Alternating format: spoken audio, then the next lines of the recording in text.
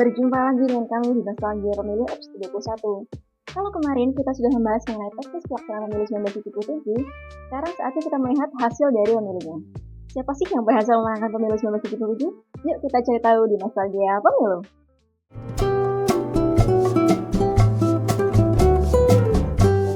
Pemungutan suara di pemilu 1977 dilaksanakan pada 2 Mei 1977. Dari sekitar 70 juta lebih pemilih, suara sah yang terkumpul mencapai 63,9 juta suara atau sekitar 90,93%. Artinya, tingkat partisipasi masyarakat saat itu tergolong sangat tinggi.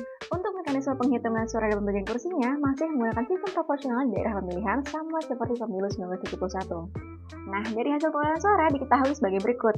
Golkar memperoleh 39,7 juta suara atau 62,11% dan berhasil mendapatkan 232 kursi di DPR. Meskipun tetap dominan, jumlah kursinya justru turun 4 kursi dibandingkan dengan pemilu sebelumnya. P3 meraih 18,7 juta suara atau sekitar 29,29% dengan total 99 kursi. Ini menunjukkan adanya kenaikan suara dan kursi meskipun tidak terlalu signifikan secara nasional. Sementara itu, PDI memperoleh 5,5 juta suara atau 8,6% dan mendapatkan 29 kursi. Angka ini sedikit menurun dibandingkan dengan gabungan partai sebelum fusi. Kalau kita lihat lebih dalam, kenaikan suara P3 ternyata cukup menarik. P3 berhasil unggul di beberapa wilayah penting seperti DKI Jakarta dan Aceh. Bahkan mampu mengalahkan Golkar di sana.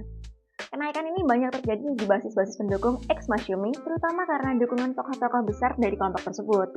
Namun, di sisi lain, P3 juga mengalami penurunan di basis lain, seperti wilayah yang sebelumnya kuat dengan NU. Jadi, secara nasional, kenaikannya tidak terlalu besar. Hasil akhirnya, kenaikan kursi secara nasional hanya bertambah 5 kursi. Dari hasil ini, kita bisa melihat bahwa pemilu 1977 masih menunjukkan dominasi Golkar, namun mulai muncul dinamika politik yang lebih beragam. P3 mulai menunjukkan kekuatan di berbagai daerah, sementara PDI masih berjuang mempertahankan basisnya. Pemilu ini jadi salah satu penanda bahwa meskipun hasilnya cenderung stabil, pergerakan politik di tingkat akar rumput mulai terasa. Nah, teman pemilih, itu tadi adalah Nostalgia Pemilu episode 21. Nantikan terus cerita-cerita menarik lainnya di Nostalgia Pemilu.